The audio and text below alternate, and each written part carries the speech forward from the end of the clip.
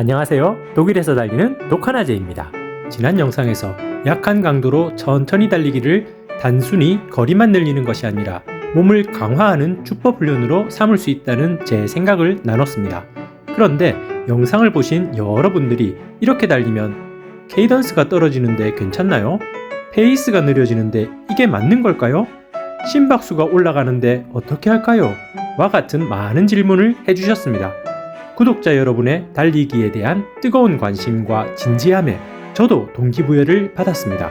여러분 모두의 소중한 댓글 감사합니다. 오늘은 여러분의 질문을 바탕으로 케이던스, 페이스, 심박수, 그리고 주법에 대한 이야기를 나눠보겠습니다. 오늘 제가 말씀드리는 내용은 개인적인 경험과 생각이니 각자의 상황과 목표에 따라 다르게 적용될 수 있음을 미리 말씀드립니다. 먼저 첫 번째, 케이던스에 대한 질문과 대답입니다. 아재님은 저런 목적으로 조깅할 때 속도와 케이던스는 어느 정도로 하나요? 저도 그냥 달릴 때는 평균 182의 케이던스가 나오던데 저렇게 조깅 때는 케이던스가 확 떨어져서 내가 잘못하고 있는 건지 조깅의 느린 속도라도 182 케이던스를 맞춰야 하는 건지 그게 궁금합니다. 또 다른 분도 천천히 달리실 때 케이던스 10 정도 낮아지면 170 정도 나오시나요? 라고 물어봐 주셨습니다. 저는 평소 천천히 달릴 때에도 180 케이던스 이상으로 달렸습니다. 지난번 저의 첫 풀코스 마라톤도 평균 케이던스는 181. 썬코치님 주법으로 끝까지 완주했고 기록은 3시간 13분이었습니다.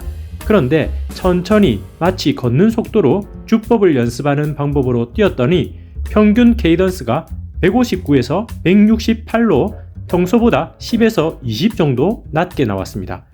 처음에는 180에 맞추려고 애를 쓰는데도 케이던스는 점점 느려졌고 몸에 힘이 많이 들어가고 전혀 편하지 않더라고요.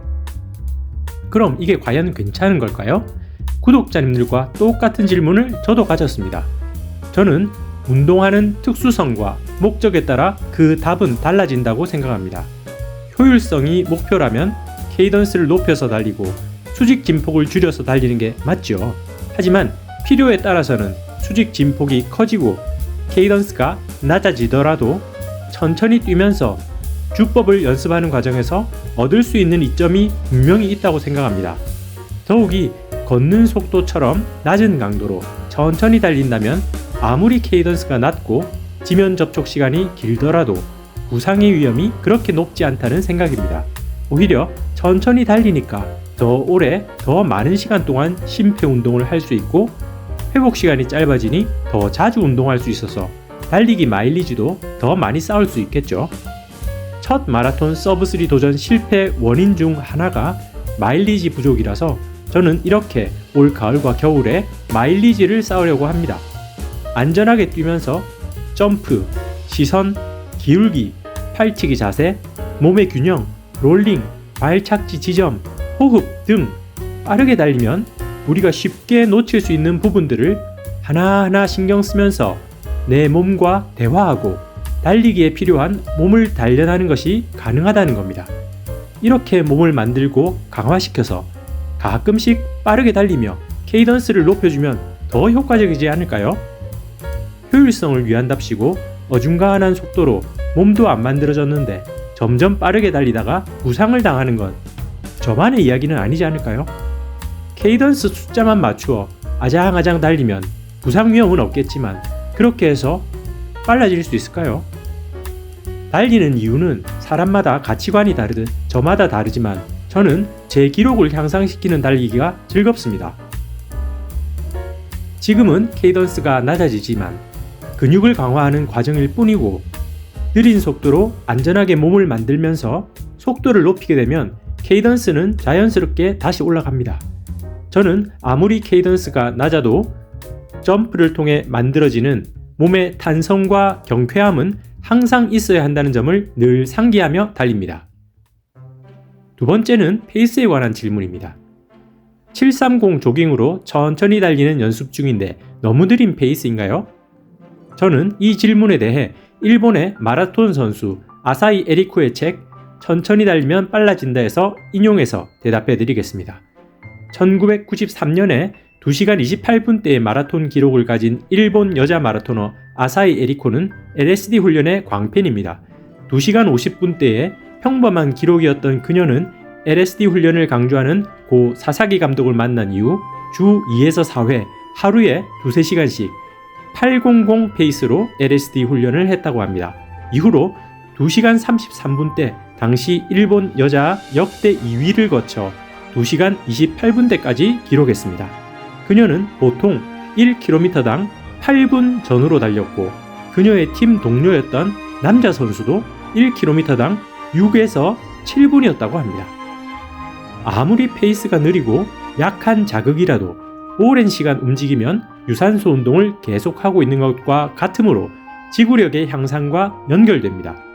최근에 이 책을 보고 저도 8분대로 달리는 것이 더 이상 창피한 일이 아님을 받아들이게 되었고 다른 느리게 달리는 주자들을 보는 저의 시선을 바꾸어 주었습니다. 지난 영상에서도 썬코치님이 걷는 속도로 뛰는 연습이 무조건 필요하다는 말씀 전해드렸습니다. 답이 되셨길 바라겠습니다.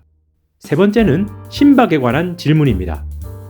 네, 제가 궁금한 게 이거였어요. 하지만 또 궁금한 게 수직 진폭이 커진 만큼 심박수도 올라가는 것 같은데 심박수는 신경 안 써도 되는 걸까요? 걷는 속도로 천천히 뛰어도 근육과 몸을 강화하는 주법 연습을 하면 이렇게 수직 진폭, 즉 상하 움직임이 커지는 게 느껴집니다. 이때 심박수를 낮게 유지하는 게 목표라면 더 천천히 뛰거나 제자리에서 점프하며 심박을 낮출 수 있습니다. 저는 최근 마페톤 이론으로 저강도 달리기를 하면서 운동 중 심박수를 135bpm 아래로 유지하려고 가민 러닝 알림 설정을 해놓고 달립니다. 저처럼 낮은 심박에서 운동하는 게 목표라면 목표 심박에 유의하면서 더 천천히 뛰면 될 것 같습니다. 달린다는 느낌보다 몸을 계속해서 움직인다는 느낌으로 통통 뛰다 보면 적절한 심박수와 페이스에서 몸이 편안해지고 즐거워지는 순간이 오더라고요. 하지만 심박까지 낮춰야 하는가에 대한 대답은 각자 운동의 특수성과 목적에 맞게 선택하는 게 맞다는 생각입니다. 썬코치님께 배운 것 중 제자리 피치를 하다가 질주를 이어서 하는 훈련 방법이 있는데 이때 수직 움직임의 에너지가 수평으로 바뀌며 앞으로 나아가는데 사용되게 됩니다. 그때 심폐에도 자극이 되고 이렇게 몸에 다양한 자극을 주는 것은 더 나은 달리기에 도움이 된다고 생각합니다. 마지막 주법에 대한 질문입니다. 달릴 때 점핑이 잘 안됩니다. 어떻게 하면 잘 될 수 있을까요? 썬코치님께 배울 때 제가 메모했던 내용이 전방경사, 시선을 더 아래로, 무게중심은 앞쪽에 기울기, 그리고 발로 바닥을 때리듯이 점프하기 였습니다. 중요한 건 점프를 통해 만들어지는 탄성과 경쾌함입니다. 몸의 중심의 힘으로 점프하면서 팔다리를 릴렉스하는 것도 중요한 포인트 같습니다. 마치 진자의 움직임처럼요. 점프와 피치 연습을 하시고 스트레칭으로 고관절의 유연성을 기르시고 엉덩이 근육과 허벅지, 종아리 근육을 보강하시면 도움이 될 것 같습니다. 저는 오늘 1시간 반 동안 8분이 넘는 페이스로 천천히 달리고 왔는데 오랜만에 얼굴에 미소가 지어지고 달리기에 즐거움을 느꼈습니다. 얼마만에 느껴보는 감정인지 모르겠습니다. 즐거움. 사실상 모든 달리기의 근본적인 목적과 본질이 아닐까요? 오늘 영상이 그 방법을 찾아가는데 도움이 되면 좋겠습니다. 어느새 구독자 4,000분을 모시게 되어 너무나 감사하면서도 너무 과분한 사랑과 관심에 책임감이 더 크게 느껴집니다. 앞으로도 더 열심히 달리고 아름답고 유익한 영상으로 보답하도록 더 노력하겠습니다. 구독 한번 눌러주이소.